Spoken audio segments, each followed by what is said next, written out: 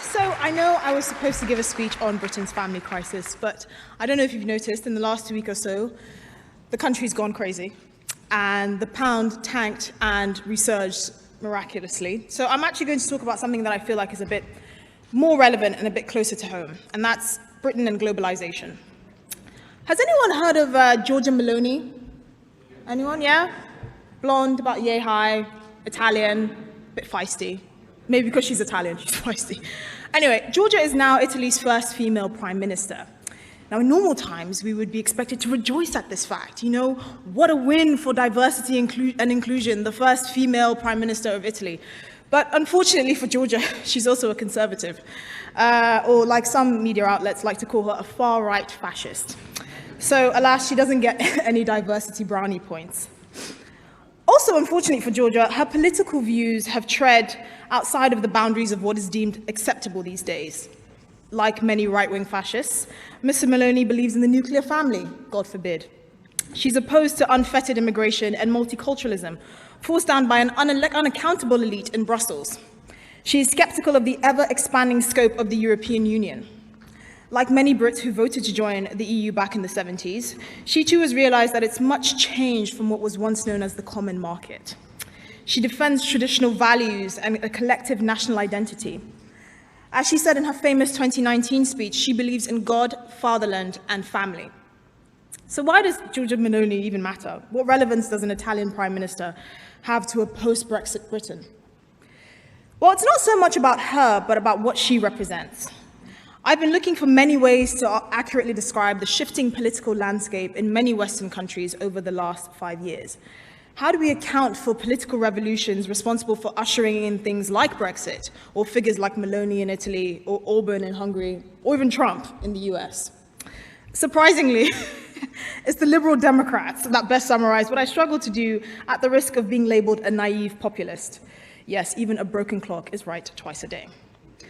All over the developed world, countries are reeling from the consequences of an unbalanced economy, over-reliant on particular industries, regions suffering from foreign competition, or to communities facing a sudden influx of migrant labor. Now, I'm going to quote directly from the Lib Dems right now, so please brace yourselves.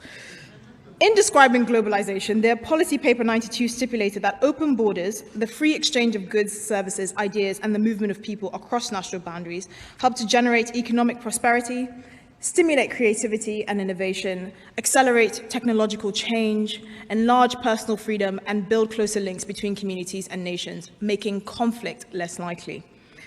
Of course, the realities on the ground are a lot more nuanced than that. But it is the global elite's relentless commitment to this orthodoxy that has brought us to where we are today.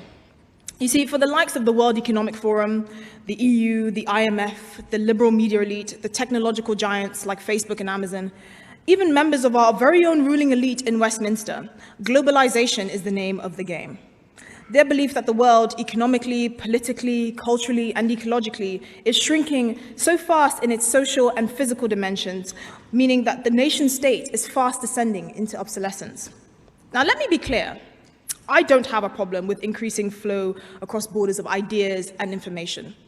In fact, it's very difficult to find any aspect of our lives unaffected by enhanced economic and technological integration.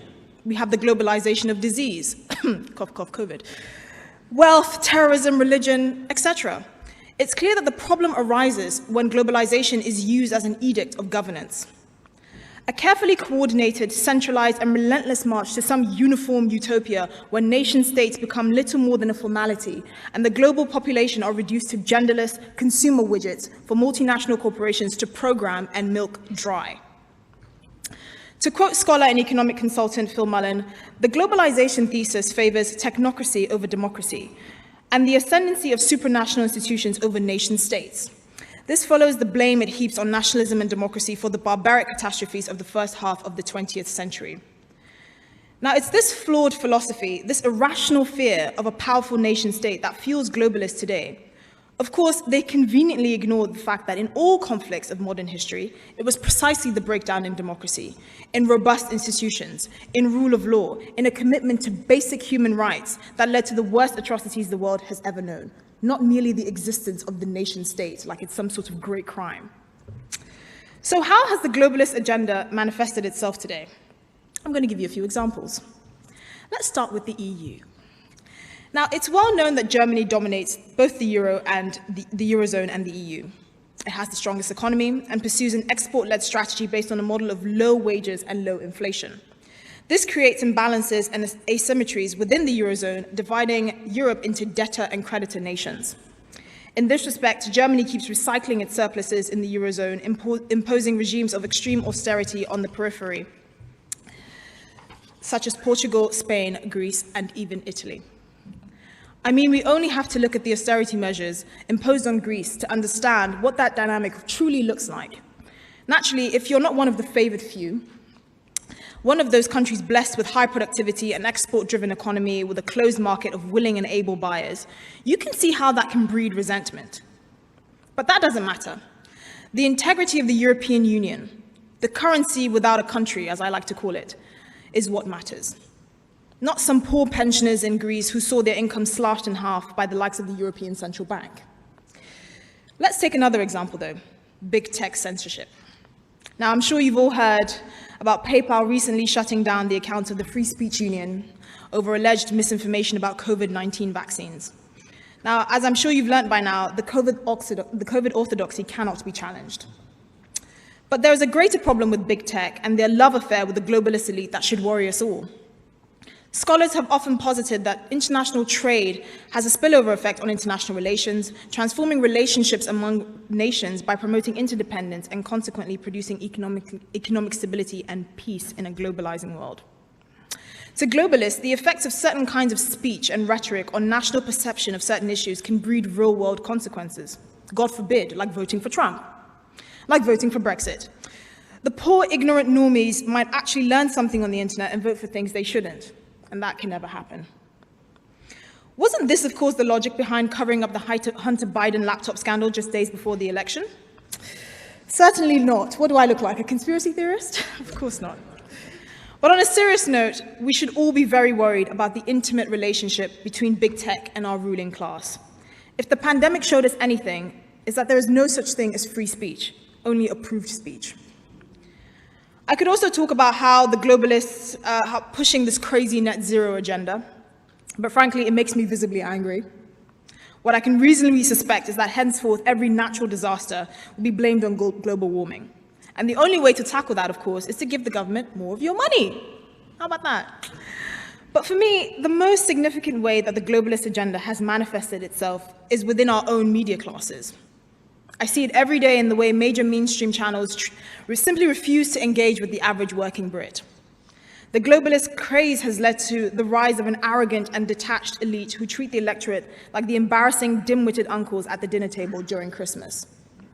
The M25 bubble are best equipped to make decisions on behalf of the country, because of course they're the most educated, right, amongst us. I get so many messages from people who feel disillusioned and neutered in their own country.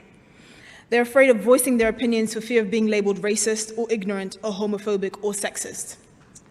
Unfortunately, I don't have that problem because I can't be labeled racist or sexist. All I have to do is become, have a hijab, become disabled, and become gay, and I cover all the bases, don't I?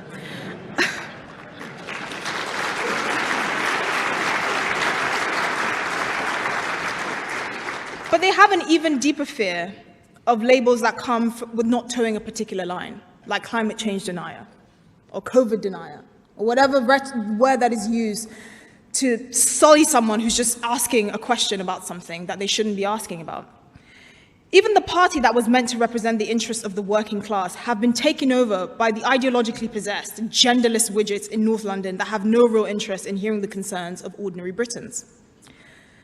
So how does Britain stand strong?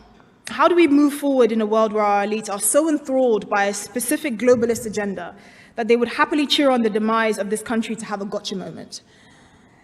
It's not lost upon me the reaction from many, many people in Westminster and even politics and our media classes, how they reacted to the pound tanking. It was almost as if with glee. It's like they were the PR spokespeople for destruction and doom. But we already are doing it. It starts here in this room. It starts with an unrelenting commitment to British values and the British people. It starts with a robust defense of our democracy, with being unapologetically on the side of a Britain that is being equipped to reach its full potential. It starts with common sense politics, a fierce defense of our nation state. It starts with not constantly allowing ourselves to be bullied by people who only see Britain as an evil colonial power that spread the toxic power of the straight white male across the world. It starts with defending the traditional family and giving younger generations hope and a sense of belonging. It starts with realizing that at its core, this country is a force for good. And we do still have an important role to play on the international stage. It starts with backing Britain and a commitment to keeping our United Kingdom united. Thank you.